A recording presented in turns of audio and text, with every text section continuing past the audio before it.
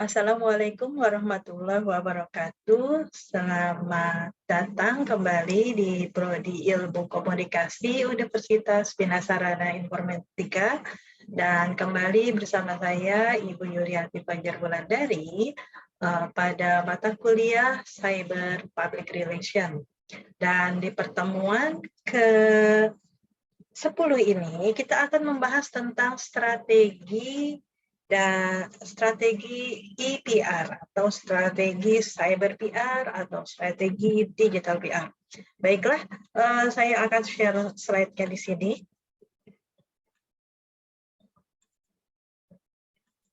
Ya, baik. Pada pertemuan ini, pertemuan ke-10, ini menarik sekali. Kita akan membahas strategi cyber PR, di mana nanti akan ada penugasan tentang weblog ya. Jadi tolong diperhatikan dengan baik apa saja yang bisa dimasukkan dalam tugas kalian kali ini. Sebelum itu kita akan membahas tentang membangun EPR ya.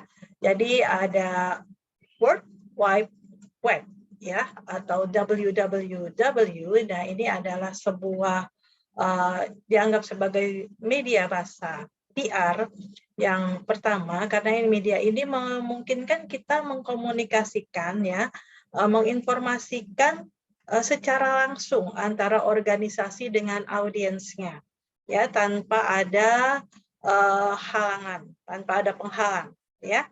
Nah, maka melalui media baru ini adalah sebuah alat komunikasi yang dapat digunakan oleh praktisi PR, terutama di ranah digital atau cyber ya, ini untuk memacu peningkatan minat daripada audiens dalam berinteraksi dengan perusahaan ya, dengan korporat. Maka ini bisa membantu sekali bagaimana kita bisa membangun hubungan yang baik dengan konsumen kita melalui internet, gitu ya.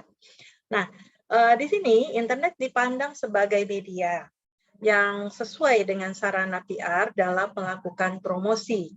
Namun, sebelum kita memutuskan untuk memanfaatkan internet sebagai sarana promosi, kita harus mempertimbangkan dahulu apa yang ingin kita capai dalam penggunaan internet ini.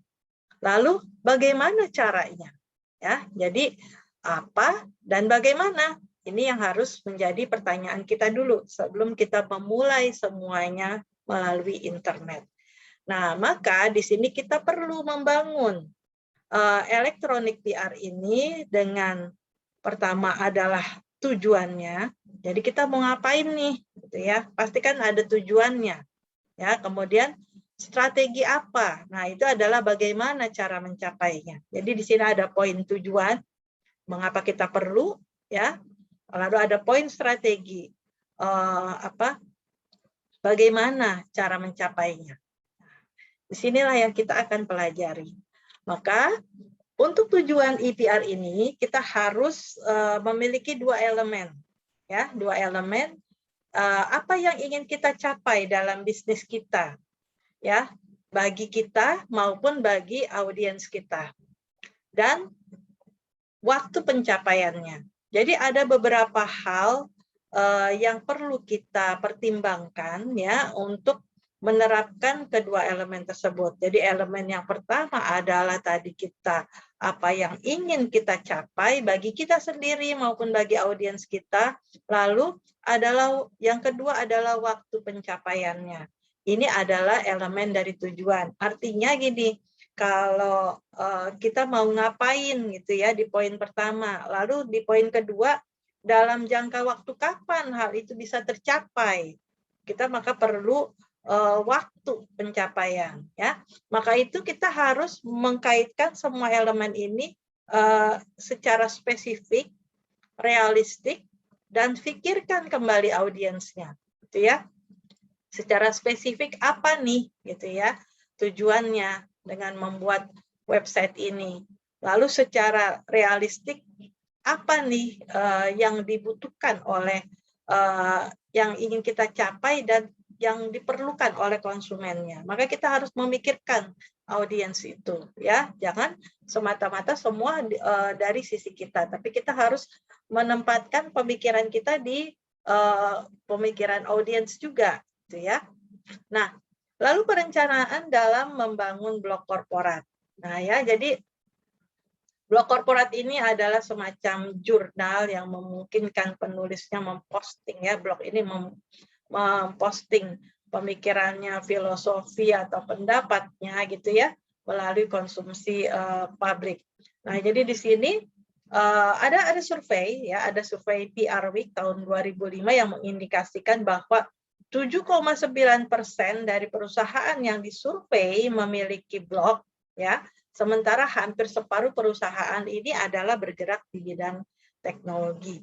Jadi kalau begini ya kita seharusnya, ini sekarang udah 2021, pasti saya rasa sudah banyak sekali perusahaan yang membuat weblog, ya. Jadi dan pastinya kalau itu kan di 2005 kebanyakan bergerak di bidang teknologi. Saya rasa ke sini udah semakin bervariasi lagi, tidak hanya bidang teknologi, bidang-bidang terkait sudah merasakan manfaatnya internet dalam menginformasikan sebuah produk atau memaparkan informasi perusahaan bisa dalam waktu cepat langsung serentak sampai kepada sasaran, gitu ya. Ini pasti udah banyak yang mulai menggunakan. Nah, namun kita harus memperhatikan dulu sebelum kita membuat blog perusahaan. Pertama, ya, kita tentukan tujuannya. Jadi kita harus pahami bahwa ada blog internal, ada blog yang bersifat eksternal. Dan peruntukannya ini berbeda. Kalau internal tentunya untuk internal organisasi yang memang semacam menginformasikan dan sebagai tempat komunikasi dengan para karyawan, tapi di sisi lain ada blog eksternal di mana di sini menjadi tempat komunikasi dan interaksi antara perusahaan dengan audiensnya atau konsumennya atau pelanggannya, gitu ya. Lalu kemudian yang kedua kita pelajari aturannya. Jadi bagaimana kita bisa mengatur komunikasi dua arah itu dalam blogging. Maka kita harus paham aturan mainnya. Kalau sudah paham aturan mainnya, maka kita harus menyediakan waktu dan sumber daya. Artinya kita harus menyiapkan perangkatnya juga orang-orangnya untuk mengelola, untuk memaintain semuanya. Dan setelah itu kita harus mempelajari lagi konsekuensi hukum dari meluncurkan sebuah blog. Artinya kita harus memberi pelatihan kepada para pengelola blog ini tentang rambu-rambu hukum yang terkait di ranah internet, gitu ya. Jangan sampai apa yang kita posting, kemudian apa yang kita sampaikan itu malah menjadi bumerang atau mengganggu, ya, perusahaan ataupun publik, ya, siapa saja. Kemudian strategi EPR ini memuat cara bagaimana kita akan sampai pada tujuan, gitu ya. Nah, di sini kita harus paham bagaimana kita harus menentukan target audiensnya, gitu ya. Menentukan target audiens, artinya di sini kita harus pertama, ya, kita lihat konsumen kita. Kemudian kedua, calon konsumen. Ini penting, ya. Jadi jangan hanya kita membuat relasi dengan konsumen, tetapi kita juga harus berusaha mencari calon konsumen. Lalu investor ini target audiens juga yang penting untuk kita. Kenapa? Mereka adalah salah satu yang bisa membangkitkan juga perusahaan ini. Lalu pesaing, ya, juga perlu kita perhatikan pesaing kita seperti apa, membuat web blognya, kemudian apa strategi kita untuk berkompetisi dengan mereka. Lalu ada organisasi perdagangan, misalnya semacam Kadin, Kamar Dagang Indonesia, ya kita juga harus paham. Jurnalis, kalangan industri, kemudian ada kelompok komunitas, ya, ada karyawan, kemudian ada juga regulator online, artinya pemerintah ya yang yang mengawasi dari sisi hukum internet. Kemudian ada pemasang iklan, sponsor, bahkan LSM, dan perusahaan-perusahaan lain yang terhubung ke website tersebut. Jadi kita harus pahami itu target audiensnya. Dan dalam setiap audiens ini kita juga harus perhatikan lagi faktor-faktor usianya. Jadi kalau perusahaan kita ini ada meluncurkan, kita punya produk, tapi produknya ini harus kita lihat juga sesuaikan dengan usianya. Jadi pada saat kita membuat weblog, kita juga harus menentukan sesuai dengan usia konsumen kita, ya. Apakah itu anak-anak, remaja, dewasa, gitu kita harus perhatikan. Lalu geografinya, tempat tinggal mereka di mana, dan gendernya, laki, perempuan, sosial demografi, artinya status sosial mereka, apakah mereka dari menengah gitu ya, atau menengah bawah atau menengah atas, atau dengan kita pendidikan yang sedang, pendidikan yang tinggi atau pendidikan yang rendah, itu harus diperhatikan. Dan apakah mereka semua memakai internet gitu ya, dan bagaimana mereka mengaksesnya, apakah lewat laptop, apakah lewat HP gitu ya, dan bagaimana loyalitas mereka. Jadi kita harus lihat faktor-faktor ini ya. Kemudian kita juga bisa identifikasikan lagi tujuan situs web itu ya. Apakah untuk memikat pengunjung baru, apakah untuk membangun hubungan dengan pengunjung yang lama atau klien kita yang lama, konsumen kita yang lama, atau hanya untuk meningkatkan arus lalu lintas, traffic gitu ya. Atau ingin kita melibatkan pengunjung kita, atau kita ingin memanggil pengunjung kita yang relevan dengan bisnis kita. Jadi tujuan-tujuan untuk membuat situs web ini kita harus identifikasikan apakah dan lebih spesifik seperti ini, apakah tujuannya untuk cari pelanggan atau kita emang membina hubungan dengan pelanggan gitu ya. Jadi kita harus tentukan lagi. Nah, kemudian kalau udah dari situ kita harus menjadikan situs kita sebagai sumber informasi. Artinya kita bisa menempatkan informasi produk ya. Kemudian kita membuat juga informasi perusahaan. Kemudian kita menyediakan halaman tanya jawab. Nah, ini penting ya karena kita ingin tahu respon mereka, respon konsumen kita. Lalu untuk menjadikan sebuah informasi setiap kegiatan kita ya, event yang informatif. Artinya gini, kita bikin seminar, kita bikin festival, kita bikin games, lomba, segala macam, itu terinformasikan di web kita. Lalu kita juga bisa menyediakan tempat untuk press release. Jadi media massa mudah sekali untuk akses ke press release kita gitu ya. Lalu kemudian kita bisa menyiapkan kolom saran ya. Ini penting sekali. Jadi kita bisa menempatkan beberapa informasi tersebut. Lalu bagaimana dengan materi situsnya? Pertama, yang paling utama adalah latar belakang riwayat perusahaan. Ya, jadi kita harus membuat seperti misalnya about us, ya, tentang kami, gitu ya, tentang perusahaan, gitu ya. Jadi di situ nanti akan ada sejarahnya, gitu. Kemudian ada pernyataan visi dan misi, kemudian juga ada kita bergerak di industri apa, kemudian ada filosofi logonya, gitu ya. Kita menggunakan logo apa, menggunakan warna corporate apa, ada filosofinya di situ. Lalu kemudian di situ ada statement daripada CEO atau videonya ya, video yang menyambut orang pada saat melihat web itu. Lalu kita bisa juga menempatkan di situ juga adalah kegiatan CSR misalnya. Jadi peristiwa-peristiwa CSR yang kita lakukan kegiatannya itu kita bisa taruh di situ juga. Lalu kita bisa juga taruh daftar pelanggan kita atau kontak retailernya gitu ya. Jadi misalnya distributor bisa ditaruh di situ juga. Ini adalah informasi tentang latar belakang riwayat perusahaan. Kenapa? Karena ini adalah menyangkut kredibilitas perusahaan. Jadi itu harus ditempatkan.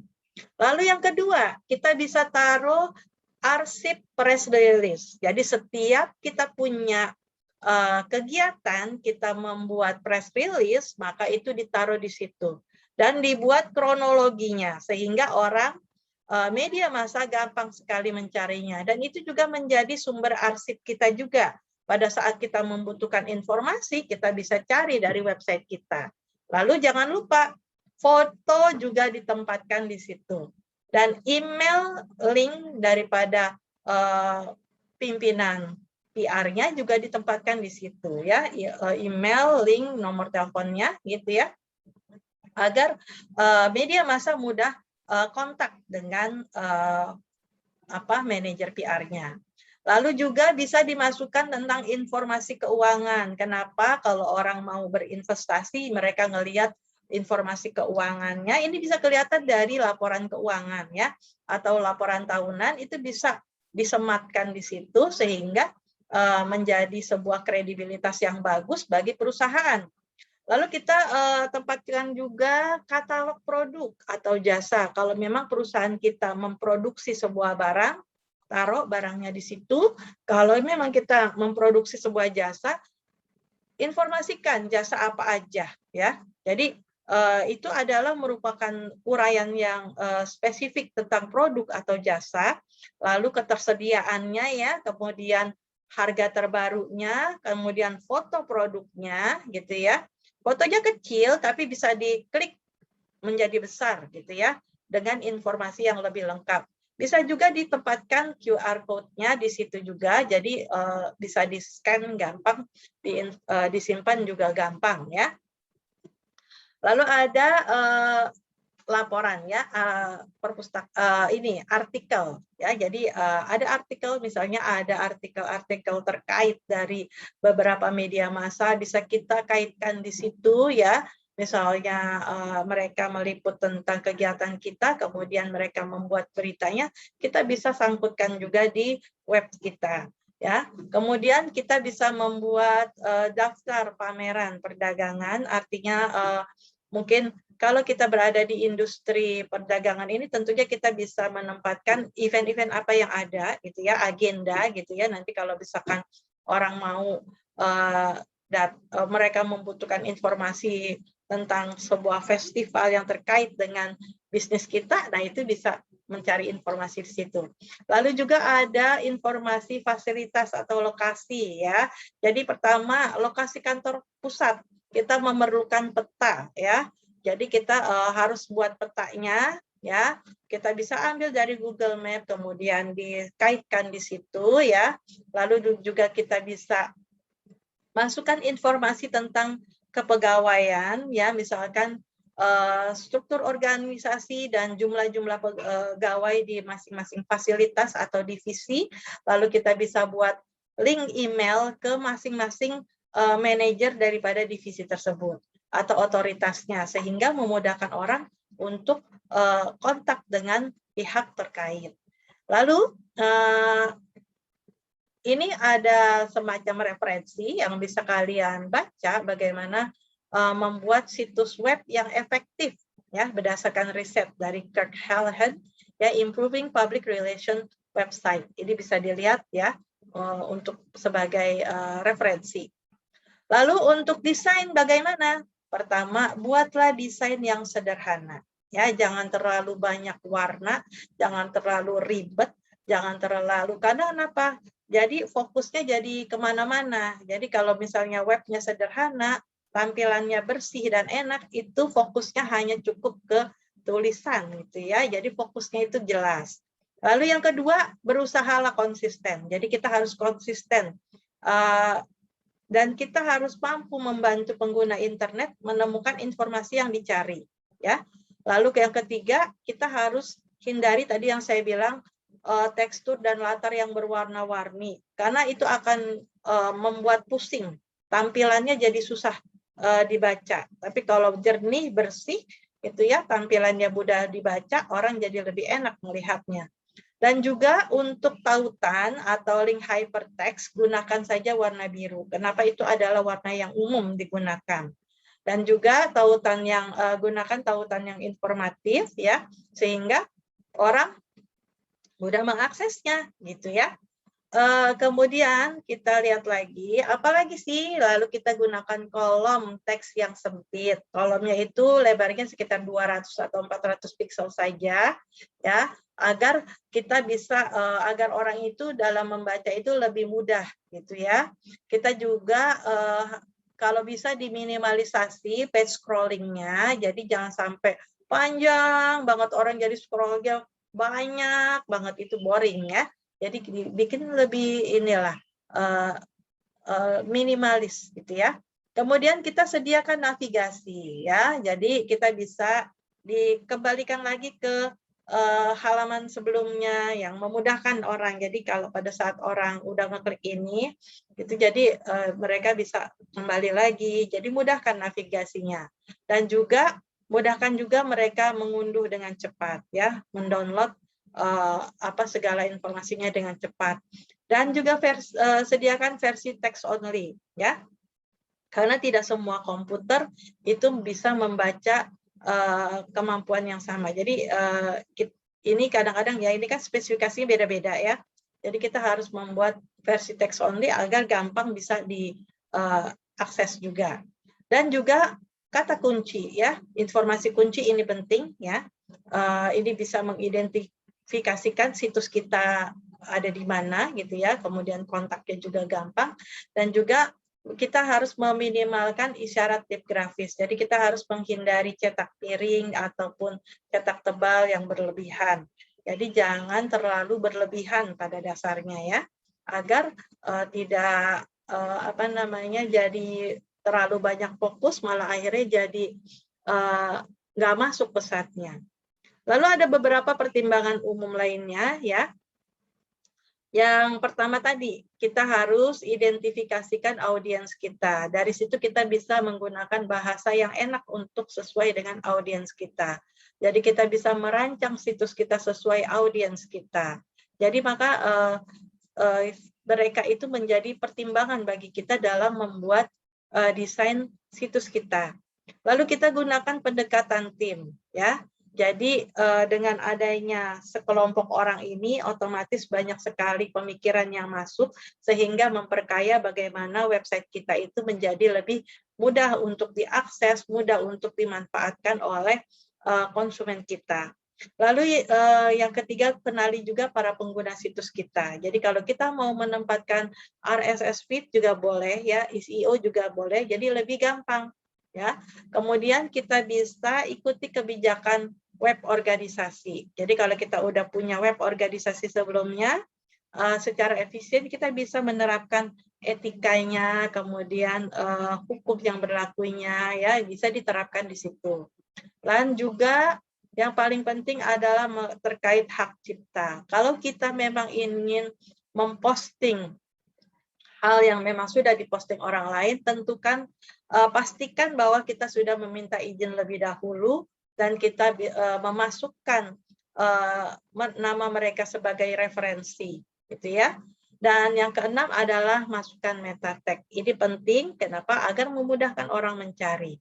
Kemudian yang ketujuh, ujilah situs kita dan pastikan sudah berjalan dengan baik. Jadi sebelum di launching, pastikan situs itu sudah berjalan dengan baik dan mudah diakses, sehingga pengguna tidak akan mengalami kesulitan. Lalu yang kedelapan, kita harus memahami proses kognitif. Artinya komunikasi adalah aktivitas kognitif. Jadi kita harus memahami proses itu dalam pembuatan situs kita. Jadi jangan asal gitu ya. Semua itu harus pertimbangan, semua itu penuh aturan gitu ya. Baik, ini selanjutnya saya akan memaparkan tugas kelompok, di mana tugas ini akan dipakai sebagai salah satu poin penilaian untuk ujian akhir semester. Jadi tugas ini dilakukan secara berkelompok 3 sampai 5 orang ya dalam satu kelompok, di mana kalian harus membuat web blog korporat sebagai sarana image building, ya, membangun citra. Nah, yang harus dikerjakan adalah pertama membuat struktur perencanaan pembuatan web blog. Strukturnya apa aja? Yaitu yang pertama analisis situasi atau latar belakang kenapa web blog korporat itu diperlukan.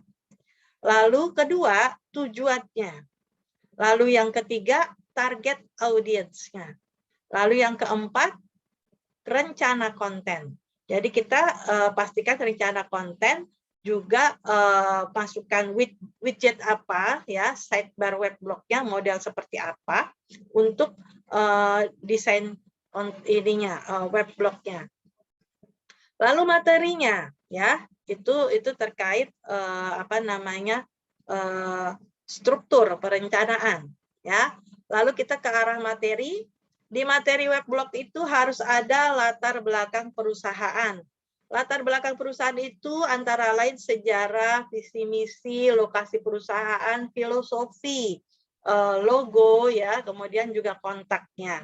Lalu setelah itu arsip press release. Nah, jadi kalian juga harus membuat press release ya. Press release minimal 3 yang terkait dengan kegiatan perusahaan. Misalnya launching produk gitu ya. Misalnya mengikuti event festival apalah gitu ya. Kemudian misalnya memperkenalkan brand ambassador baru bisa juga ya. Yang penting ada arsip press release di situ. Lalu yang ketiga, informasi yang disesuaikan dengan stakeholder perusahaan ya. Jadi misalnya ini core bisnis kita apa, kemudian di situ kita bisa menginformasikan juga terkait ini katalog produk kita. Produknya boleh produk atau jasa gitu ya, bebas karena ini kalian yang mendesain sendiri. Lalu kemudian ada informasi fasilitas ya. Fasilitas apa sih yang dimiliki oleh perusahaan diinformasikan. Dan juga hal-hal lain yang menurut kalian penting untuk dimasukkan di dalam web blog ini. Jadi perusahaannya ini fiktif ya, bisa kalian karang sendiri, kemudian kalian buat bagaimana web blognya, perencanaan web blognya dan web blognya itu sendiri.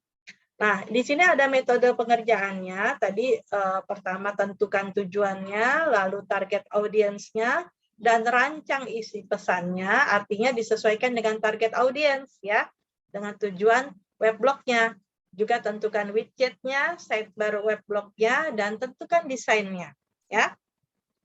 Setelah itu baru tentukan strategi cyber PR-nya, yaitu dengan RSS, dengan SEO gitu ya, gunakan. Kemudian optimalkan web blog tersebut sebagai sarana publikasi web blog dan korporat.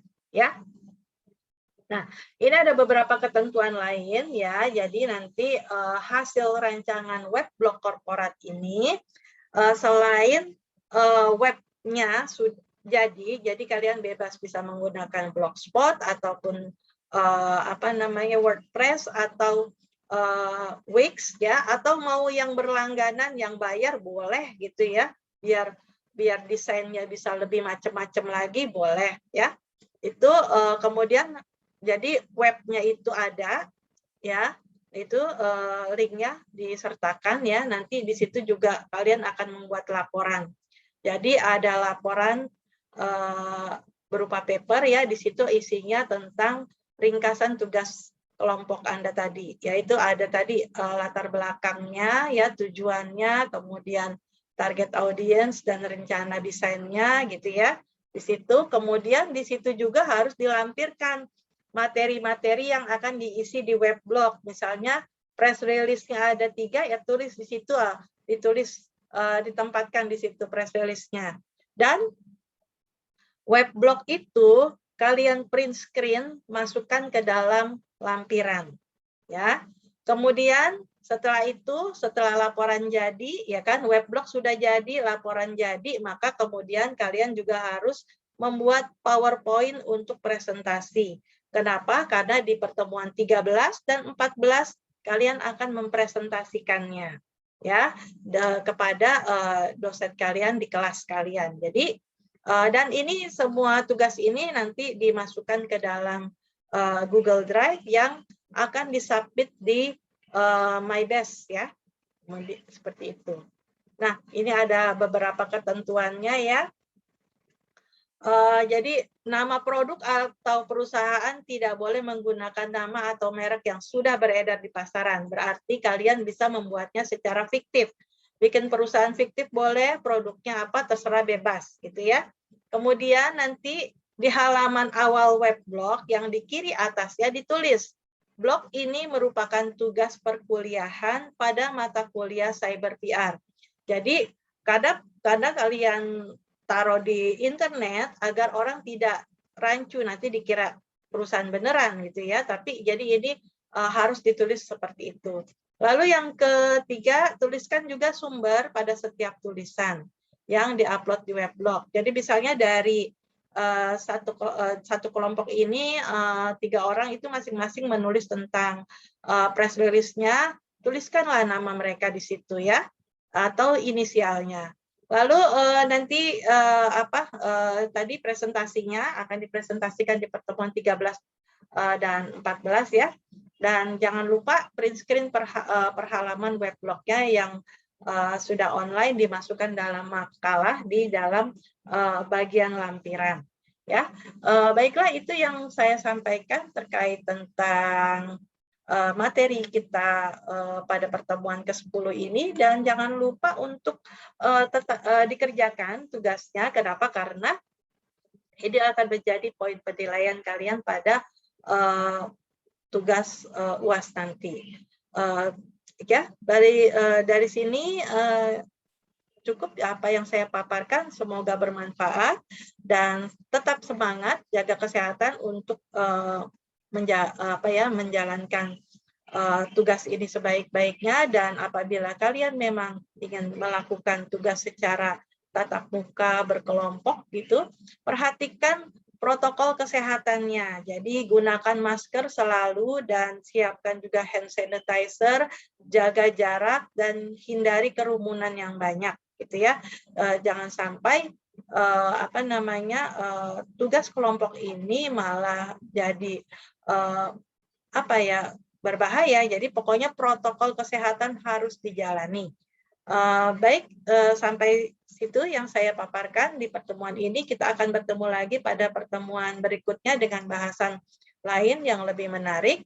Dan tetap semangat, jaga kesehatan. Sampai bertemu lagi minggu depan. Wassalamualaikum warahmatullahi wabarakatuh.